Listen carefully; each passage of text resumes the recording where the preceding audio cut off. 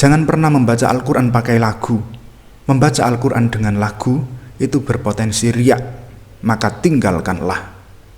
Jangan pernah membaca Al-Quran pakai lagu. Membaca Al-Quran dengan lagu itu berpotensi riya, maka tinggalkanlah. Demikian kata beberapa orang. Jadi begini, potensi riya itu ada fi kulli amal. Dalam setiap aktivitas indrawi itu ya bisa mendatangkan potensi riya. Bukan hanya membaca Al-Quran dengan lagu. Sholat jamaah itu ya berpotensi riya.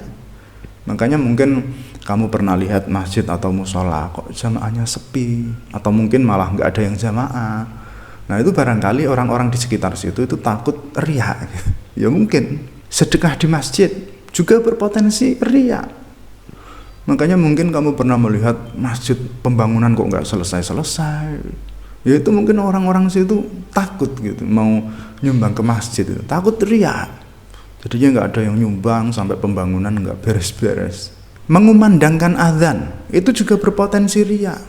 Makanya mungkin kamu pernah menemui ada masjid atau musola kok nggak ada azannya. Itu sebenarnya ada azannya, ada.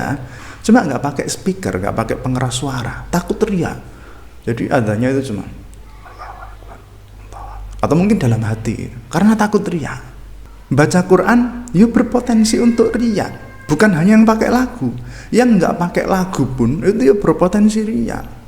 Makanya mungkin kamu juga pernah menemui ada satu keluarga atau bahkan satu kampung itu kok nggak pernah kamu lihat orang baca Al-Quran. Nah itu mungkin mereka menghindari riya, takut riya, sehingga mereka meninggalkan baca Al-Quran. Karena baca Al-Quran, baca tok itu yuk berpotensi untuk riya, meskipun nggak pakai lagu. Jadi potensi riya itu ada fi kulli amal. Cuma masalahnya itu begini. Misalnya kamu punya uang 271 triliun. Terus uang itu ditelei ayam. Apa iya terus uang 271 triliun itu kamu buang semua? Apa enggak baiknya teleknya saja yang kamu buang? Nah, sama. Jamaah bisa bikin riya, sedekah bisa bikin riya, azan bisa bikin riya, baca Quran bisa bikin riya. Apa enggak sebaiknya yang dibuang itu riyanya saja? Bukan jamaahnya ditinggalin, sedekahnya ditinggalin, azannya ditinggalin, baca Qurannya ditinggalin. Kan begitu. Karena ada yang berkata, al-amalu li ajlin nasi nifaq wa tarkul amali li ajlin nasi riya. Melakukan sesuatu karena manusia itu kemunafikan. Tapi meninggalkan sesuatu itu karena manusia yaitu riya. Sehingga kalau ada orang baca Quran terus biasa aja nggak pakai lagu karena menghindari riya, yaitu riya. Jadi buat yang belum tahu, riya itu tempatnya bukan di lagu, bukan. Riya itu tempatnya di sini. Nah itu riya. Sorry, bercanda. Riya itu tempatnya di hati, bukan di amal. Nah persoalan hati, dalamnya laut bisa diukur. Dalamnya hati siapa yang tahu? Ya meskipun ada gejala-gejalanya itu ada, tanda-tandanya itu ada. Apa saja tandanya? Contoh, ada orang, dia ini nggak pernah sholat. Terus tiba-tiba ada siapa gitu datang, ya ngajak sholat, terus dia ikut sholat. Itu pun sholatnya males-malesan, cuma pengen dilihat orang saja. Nah itu namanya riya. Wa idza qamu ila sholati qamu kusala yura'unan nas. Pengen dilihat orang saja, itu namanya riya. Wala yadhkurunallaha illa qalila. Belas enggak ingat Allah kecuali sedikit. Nah ini tanda-tanda orang munafik. Ya, kalau nemu seperti itu, yaitu tanda-tandanya. Neng, yo jangan divonis. Yaitu tanda-tandanya. Fawailul lil musallin alladzina hum an salatihim sahun. Celaka. Orang salat kadang ya celaka. Siapa?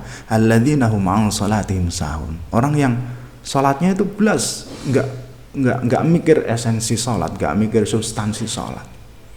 Alladzina hum yuraun. Ya sholatnya ya pengen dilihat orang saja. Nah itu namanya riya. Antara ada orang dengan nggak ada orang itu beda. Itu riya. Dalam hal baca Al-Quran pakai lagu, ya kita bisa lihat. Misalnya pas ada orang atau ada mertua misalnya, wah ngajinya enak lagunya.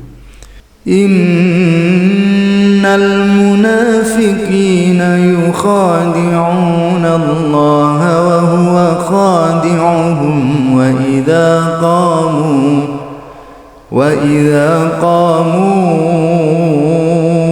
ila as-salati qamu kusala yura'una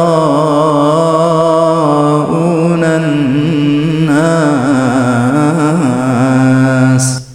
Misalnya gitu, pas ada orang atau pas ngimami terus belakangnya ada mertua. Tapi kalau nggak ada siapa-siapa bacanya innal munafiqina yukhadi'una Allah wa huwa khadi'uhum. Nah itu tandanya. Tapi belum pasti.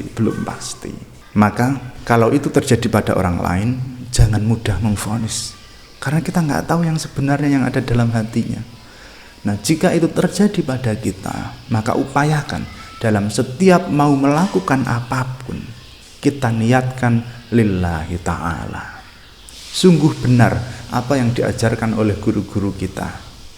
Dalam setiap melakukan sesuatu, itu ada talafud bin niyat. Jadi niatnya diucapkan. Untuk menggerakkan hati juga, menuntun hati. Nah, di setiap niat-niat yang diajarkan oleh guru-guru kita, itu mesti ujungnya ada lillahi ta'ala. Jadi biar ya, apa yang kita lakukan itu semata-mata karena Allah. Sehingga nggak berharap pujian dari manusia. Umpama ada yang muji ya biasa aja, nggak ada yang muji ya biasa aja. Ada yang menghina ya biasa aja, nggak ada yang peduli ya biasa aja. Dipuji tidak terbang, dihina tidak tumbang, dikasih musik tidak goyang, di bank tidak ngutang. Beres.